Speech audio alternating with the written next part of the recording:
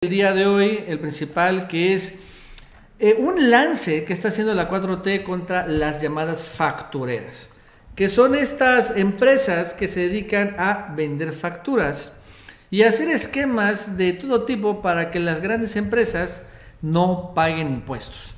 ¿Por qué razón no paga impuesto Walmart? No paga impuesto Telcel, no paga impuesto Grupo México, además, a pesar de que ganan miles de millones de pesos anualmente por tener esquemas complicados de outsourcing.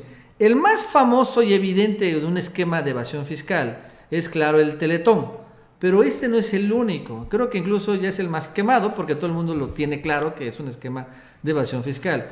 Pero hay un chorro más. Y bueno, el día entre ayer y hoy arrancó una amplia cacería contra las factureras, así vamos a llamarle así a estas empresas que se dedican a vender facturas y también se dedican a subcontratar a gente para que las empresas grandes principales no paguen impuestos. El día de ayer, Mauricio, en esta cacería arrancó, hubo una detención de 4 personas en Metepec que tenían más de 100 empresas fachada. Lo interesante de todo esto, y empresas fantasma, pues, es que a estas 4 personas, Mauricio, se les aplicó la nueva ley y los metieron a penales de máxima seguridad, porque ya están vinculados. Esta ley eleva este rango a ser de la delincuencia organizada y mocos que los meten a penales de ese tipo. Como delito grave, ¿no? Como delito grave sin derecho a fianza. Fue el primer golpe. Otro golpe que dan hoy, Mauricio, lo publica en varios diarios, el esquema de facturas falsas que tenía Emilio Lozoya, ¿no? Que empezó un despacho, un fondo que se llama Maquetch. Esto lo he visto publicado en algunos diarios, por ejemplo, este es del Universal, que dice Maquetch, el misterioso fondo creado por Emilio Lozoya. Sí, es que es un reportaje de esta organización de Quinto Elemento Lab, sí. Entonces, aquí aparece así grandote, y bueno, finalmente en aparecen varias personas, ¿no? Que son Rodrigo Arteaga, Edgar Torres, Francisco Oloscoaga, Mariana García, bla, bla, bla. Y abajito, Mauricio, en lo que aparece de colorcito son las empresas que fundaron, de empresas fachada. Por ejemplo, tiene 2, tiene 3, tiene... Edgar Torres, el que está hasta arriba, acuérdate, fue el que estuvo encargado de la venta de las plantas. Incluso fue inhabilitado por la función pública. Ah, bueno, mira. Y ahí aparecen funcionarios, colaboradores, asesores y todas las empresas en las que participaban o tenían acciones, puras empresas fantasma, ¿no? Entonces, esto es importante porque estamos viendo un cambio realmente de política, porque siempre ha existido, pero nunca habíamos visto que fueran ahora perseguidas por la Federación. Sí, eso es lo que se va sumando a una serie de acciones. ¿Te acuerdas que incluso hace algunos días hablábamos de que Carlos Slim pagó 8,000 millones de pesos por este esquema de manejo de impuestos donde una empresa pierde, la otra gana y ya terminas compensando y empiezas a abrir empresas fachadas para que tengan pérdidas y así dejas de pagar impuestos? Esto es un esquema legal de grupos, así lo manejan en el SAT, y entonces cuando empiezan a actualizar toda esta legislación y viene también ya las auditorías del SAT, es donde empiezan a brincar todos estos adeudos. Slim decidió pagar, por ejemplo, Walmart, ellos decidieron ampararse, ellos van a pelear, pero es estira y afloja, porque tenían grandes beneficios, sabemos que estas empresas tenían grandes ganancias, más que cualquier mexicano promedio, y acababan pagando menos impuestos. Incluso también hay otro factor y elemento que se suma a esta estrategia fiscal, que justamente era el outsourcing, o es el outsourcing. Sí, claro, incluso el día de hoy sacó una columna Salvador García Soto de este tema del outsourcing o las factureras, ¿no? Pero bueno, vamos a poner así. No es exactamente lo mismo, pero bueno, vamos a... Es un esquema de evasión de los compromisos fiscales, en este caso laborales con el IMSS, así es. De liquidación también de trabajadores, antigüedad y un gran etcétera. Es para que las empresas no paguen, pues. Es evasión fiscal, es evasión. Entonces, publica lo siguiente, se investigan al rey del outsourcing en México. Y entonces hablan de una persona que se llama Raúl Beiruti, presidente de Gin Group o Gin Group. Y esta persona, que dicen que es el rey de los factureros, ¿no? Trabajaba para Walmart, FEMSA, Inditex, Comex, HSBC, Mapfre, entre 4.500 compañías. Tenía él 180,000 trabajadores, ¿no? En outsourcing. En outsourcing, contratados por él. Y seguramente todos los de Walmart. Porque siempre sale, por ejemplo, Mauricio, siempre sale la clásica: oiga, señor presidente, ya ha salido, ¿por qué no le paga Walmart a los ancianos que están trabajando ahí? Ajá. Y ya nos enteramos siempre y dicen, no, pues, o sea, Walmart dice, es que realmente no son trabajadores. Pero realmente es que, bueno, sí, claro, no son trabajadores, pero porque hay un esquema de outsourcing, como lo estamos dando cuenta, ¿no? Sí, sí, Walmart sí. no tiene trabajadores. No, y Sí. así entonces terminan evadiendo los compromisos, Claro. que son estas, sobre todo, cuotas en el sector salud, que finalmente no pasan al SAT directamente, pero llegan a estas instituciones. ¿Sabes cuánto facturó este señor del outsourcing en un solo año? Aunque no refiere a Salvador García Soto, pero da una cantidad de sus ingresos anuales. 34,000 millones de pesos. ¡Wow! En un año. En un año. Las ganancias de esta super empresa de outsourcing, 34,000 millones de pesos. Entonces, entre las factureras y entre el outsourcing, estás empezándole a pegar justamente en esta estrategia de evasión fiscal de las grandes y gigantescas empresas de este país, que son las que empezaron a utilizar todos estos esquemas, que también incluso, no lo dudes, validados por el SAT de los gobiernos anteriores para hacer, bueno, mira, si te vas por acá ya no te puedo tocar, entonces ya me hago rosca yo, y empiezan ellos a hacer este tipo de movimientos, estrategia fiscal, dejan de pagar impuestos y nos cargan la mano a los mexicanos promedio. Entonces, ahí está el tema. ¿Y qué sucede, Mauricio? Bueno, sucede que también la Unidad de Inteligencia Financiera empieza a arremeter contra las factureras, contra esas empresas que se dedican a evadir impuestos. Porque también, ojo, este rey de las facturas tampoco paga impuestos, digo, O sea, no solo ayuda él a evadir impuestos a otras empresas, sino él con sus propias empresas, su propio negocio, tampoco paga impuestos. Ese es el chiste. Esa es la planeación fiscal, sí. Ese es el chiste. Yo no voy a pagar impuestos, nadie va a pagar impuestos. Bueno, en ese esquema, la Unidad de Inteligencia Financiera anuncia lo siguiente, que es interesantísimo. Va contra red de empresas factureras vinculadas a los Panama Papers. Los Panama Papers, es decir, que son las factureras internacionales. Dice, la Unidad de Inteligencia Financiera presentó una denuncia contra una red de empresas factureras en el Estado de México vinculadas a los Panama Papers. La UIF señaló que la red constituyó al menos 99 empresas factureras que realizaron retiros por cerca de 8.500 millones de pesos bajo un esquema de pagos a tarjetas de nómina. El dinero provenía de operaciones ligadas a los Panama Papers y se depositaba en efectivo y vía transferencias bancarias por un monto de 6.730 millones de pesos.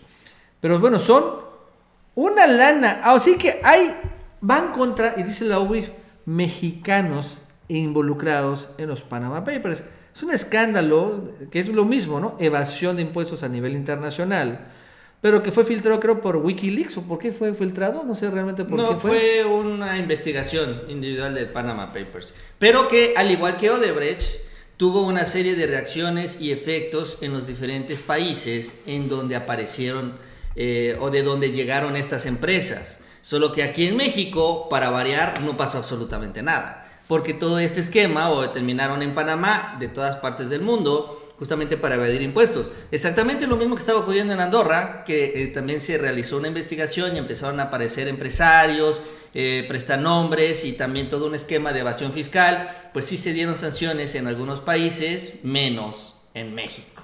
¿Qué mexicanos estuvieron involucrados en los Panama Papers? Y aquí las cosas se empiezan a poner muy picudas, porque estos podrían o están ya siendo investigados por la Unidad de Inteligencia Financiera.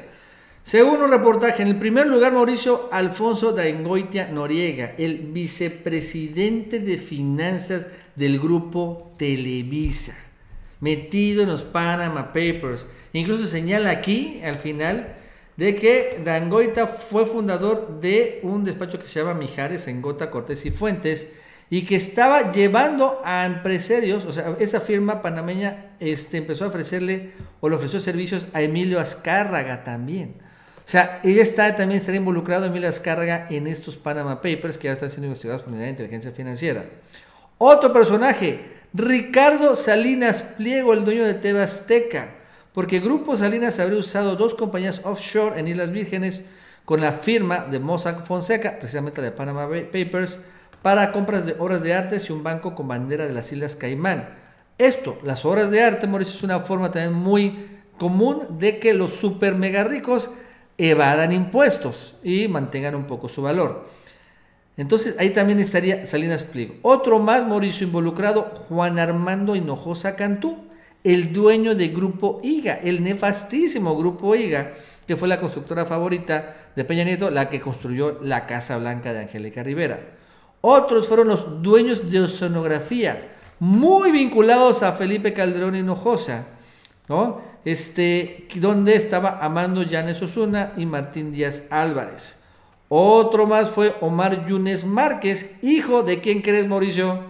Del Yunes, ¿a quién te...? Sí, de Miguel Ángel de Yunes. Miguel Ángel Yunes. Sí, que ¿no? hermano del alcalde ahorita de Veracruz.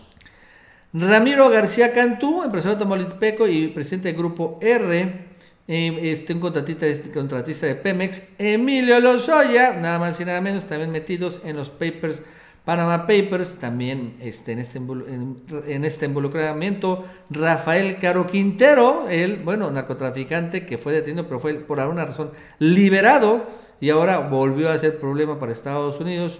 Luis Doporto Alexander, que es una de las firmas que más ha recurrido a los servicios de Mossack, la verdad es que no sé quiénes sean.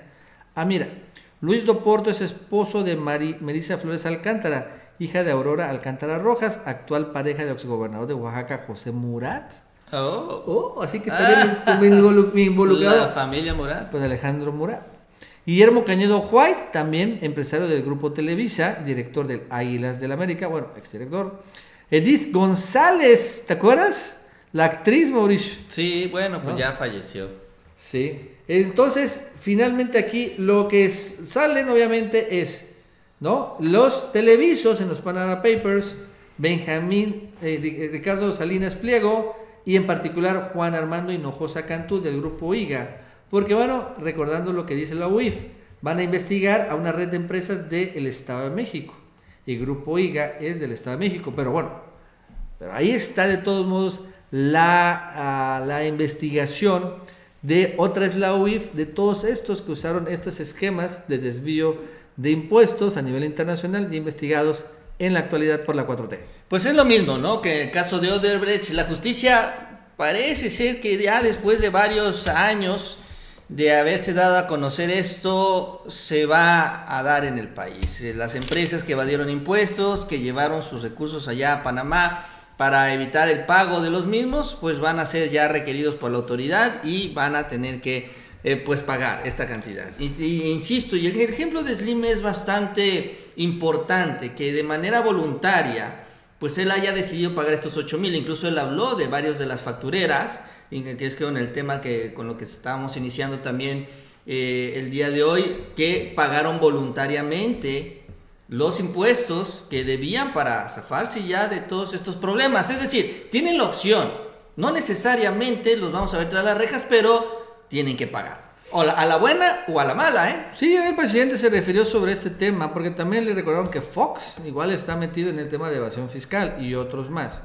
Y el presidente habló de la cuestión de factureros, incluso señaló que va a ir el procurador fiscal a explicar el tema. Vamos a escucharlo. La semana pasada le había preguntado sobre esta investigación que hizo la Unidad de Inteligencia Financiera sobre 300 empresarios que habrían evadido impuestos. Entre los empresarios pues estaba el expresidente Vicente Fox. Si le dieron algún reporte al respecto y qué ha pasado con eso, si se va a actuar.